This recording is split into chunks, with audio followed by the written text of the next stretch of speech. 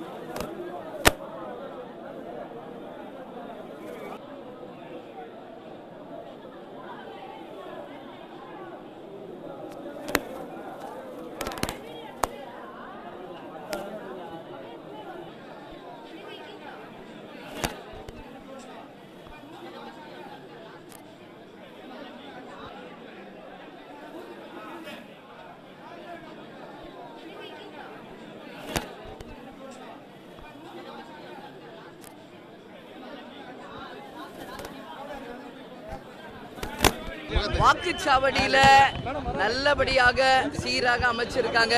நல்ல ஈஸியா இருந்தது ஓட்டு போடுறதுக்கு. நல்லபடியாக தேர்தல் கமிஷன் ஏற்பாடு பண்ணியிருக்காங்க. உலகத்திலேயே மிகப்பெரிய ஜனநாயக தேர்தல் இன்னைக்கு இந்தியா முழுக்க ஒரே நேரத்தில் நடக்குது. எல்லா இடத்துலையும் சிறப்பாக ஏற்பாடு பண்ணியிருக்காங்க. அதற்கு தேர்தல் கமிஷனுக்கு நம்ம தேசிய முற்போக்கு திராவிட கழகத்தின் சார்பாக நன்றிகளை தெரிவிச்சுக்கிறோம். ஒரு சில இடங்கள்ல மட்டும் வாக்கு பெட்டி சரியா ஒர்க் பண்ணலன்ற ஒரு கம்ப்ளைண்ட்ஸ் வந்துகிட்டு இருக்கு. அதை துரித நடவடிக்கையோட அந்த பணிகளை செய்துகிட்டு இருக்காங்க. எங்களை பொறுத்த வரைக்கும் தமிழ்நாடு முழுக்க அனைத்து இந்திய அண்ணா திராவிட முன்னேற்ற கழகத்தின் தலைமையிலான எங்கள் கூட்டணி அமோகமாக மக்கள் ஆதரவு தெரிவித்துக் கொண்டிருப்பதாக செய்தி. நிச்சயமாக நாளை நமதே 40 நமதே என்று சொல்லக்கூடிய அளவு 40 தொகுதிகளையும் எங்கள் கூட்டணி வெற்றி பெறும். அது மட்டும் இல்லாமல் 18 இடைத்தேர்தல்களிலும் நிச்சயமாக எங்கள் கூட்டணி வெற்றி பெறும் என்பதை பெருமையோடும் உறுதியோடும் இந்த நேரத்தில் நான் தெரிவித்துக் கொள்கிறேன். தேர்தல் ஆணையத்தின் நடவடிக்கை சிறப்பாக இருக்கிறது.